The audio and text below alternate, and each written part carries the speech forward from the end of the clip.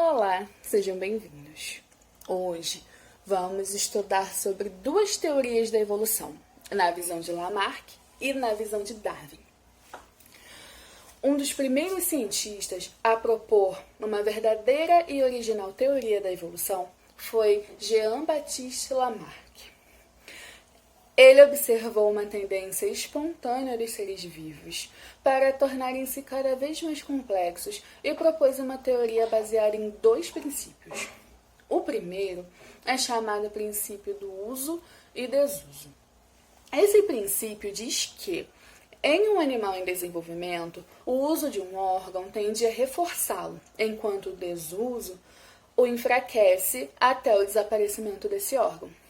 Um exemplo muito usado é o do pescoço da girafa. Para Lamarck, o pescoço da girafa foi alongando pelo fato de que ela usava muito se esticando para poder comer as folhas nas copas das árvores. Quanto mais alta a árvore, mais ela esticava o pescoço e, consequentemente, mais seu pescoço alongava. O segundo princípio é o de transmissão dos caracteres adquiridos. E esse princípio diz que, uma vez desenvolvidos, os novos caracteres são transmitidos para seus descendentes. Por exemplo, toda girafa que descendeu daquela que teve o pescoço alongado, terá o seu pescoço alongado também. Hoje, graças a experimentos e pesquisas no campo da genética, que ainda não existiam lá na época de Lamarck, nós sabemos que um órgão pode sim melhorar sua eficiência com o uso, mas essas novas características não vão passar para seus descendentes.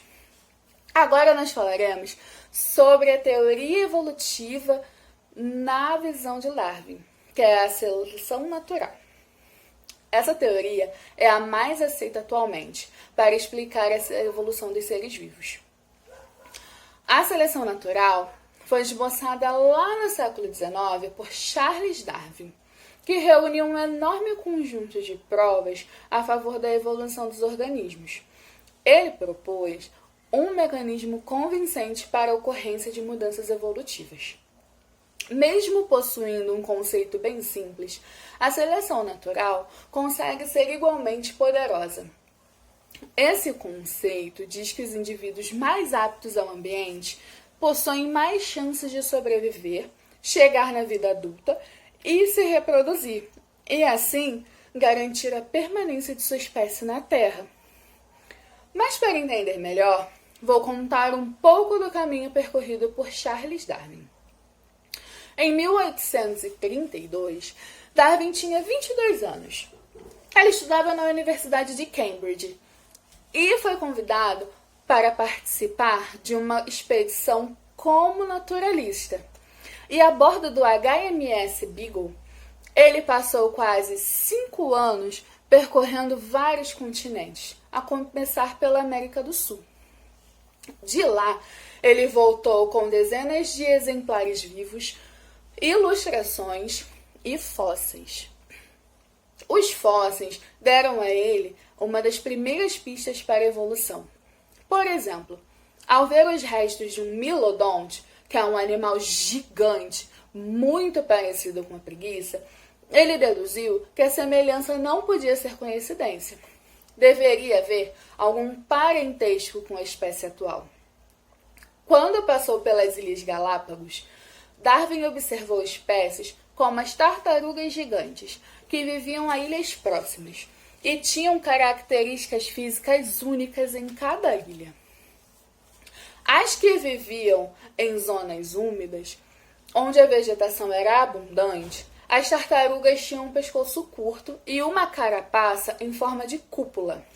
Já as que viviam no ambiente árido, elas possuíam uma carapaça irregular, como uma sela, e o pescoço era mais alongado. Mas como explicar essa diferença? Quando Darwin voltou de viagem, ele passou algum tempo analisando como que, cruzando uma espécie, criadores de animais e agricultores produziam novas variedades. A chave para conseguir variedades melhores de plantas e animais era a seleção artificial, que é feita pelo homem. Darwin percebeu que o mundo natural provavelmente fazia o mesmo tipo de seleção, mas ele não sabia como, até ler o trabalho de Thomas Robert Malthus, que é um economista britânico do século XVIII. Em um ensaio sobre demografia, Malthus disse que, com o crescimento da Europa, a população aumentaria muito mais que os alimentos disponíveis, e isso provocaria uma luta pela sobrevivência. Essa ideia ajudou Darwin a explicar o esquema evolutivo na natureza, porque há uma luta pela sobrevivência, mas o que sobrevive não é necessariamente o mais forte, e sim o que melhor se adapta a condições do ambiente em que vive. Então, ele viu que, se um ser vivo tem uma característica que lhe ajuda a sobreviver, ele vai se reproduzir com mais sucesso.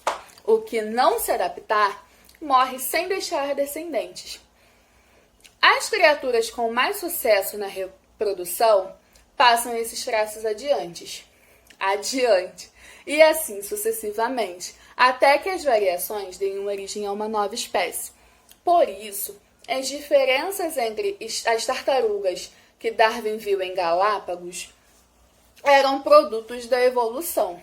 Num ambiente árido, as de pescoço longo alcançavam os arbustos para se alimentar, enquanto as que viviam em local úmido, elas comiam grama e se proteger dos seus predadores graças ao pescoço curto e à carapaça arredondada.